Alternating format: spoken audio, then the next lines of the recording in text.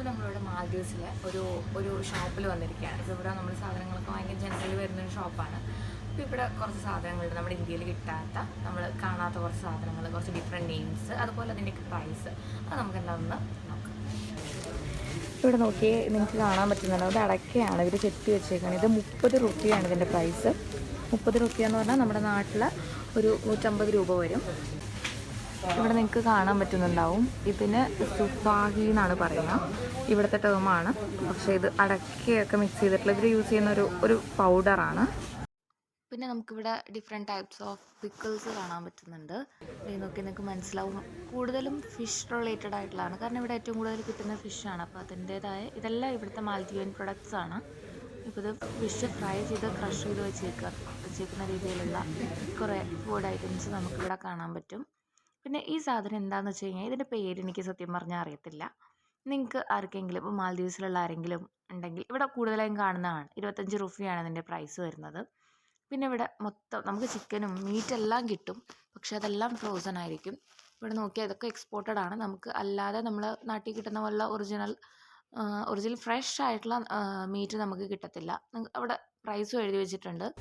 ഇപ്പോൾ 50 റുപ്പിയ എന്നൊക്കെ പറഞ്ഞു കഴിഞ്ഞാൽ നമ്മളൊരു 250 വരുന്നത്. പക്ഷേ 75ഉം 80ഉം ഒക്കെയാണ് സ്റ്റാർട്ടിങ് വരുന്നത്. അപ്പോൾ ഇതെല്ലാം ഡിഫറെൻറ്റ്, ഇപ്പോൾ ലെഗ്സ് വേണമെങ്കിൽ ലെഗ്സ്, അങ്ങനെ ഏത് പാർട്ടാണോ നമുക്ക് വേണ്ടത് അതേ രീതിയിൽ കട്ട് ചെയ്തിട്ട് ഇവിടെ വെച്ചത് കാണാൻ പറ്റും നമുക്ക്.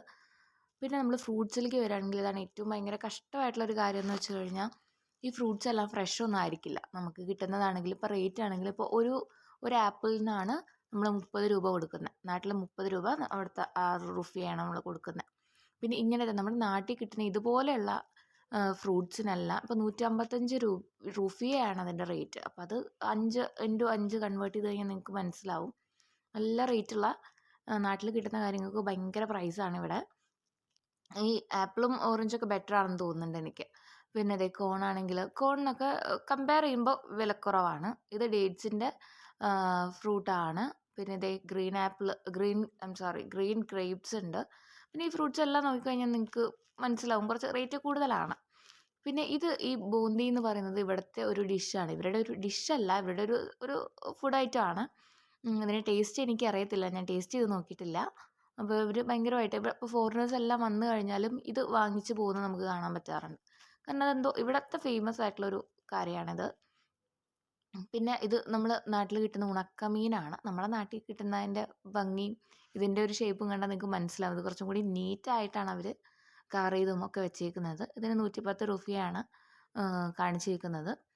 പിന്നെ ചോക്ലേറ്റ്സ് നമുക്കറിയാം, പക്ഷെ നമ്മുടെ നാട്ടിലെ ഡയറി മിൽക്കിൻ്റെ ഒരു സ്ട്രക്ചറൊന്നുമല്ല. ഇതിൻ്റെ പാക്കിങ്ങും കാര്യങ്ങളെല്ലാം ഡിഫറെൻ്റ് ആണ്. കാരണം ഇവിടുന്ന് പല രാജ്യങ്ങളിൽ നിന്ന് എക്സ്പോർട്ട് ചെയ്യുന്ന സാധനങ്ങളാണ് വരുന്നത്. കൂടുതൽ വിശേഷങ്ങളായിട്ട് നമുക്കിനിയും കാണാം. Thanks for watching.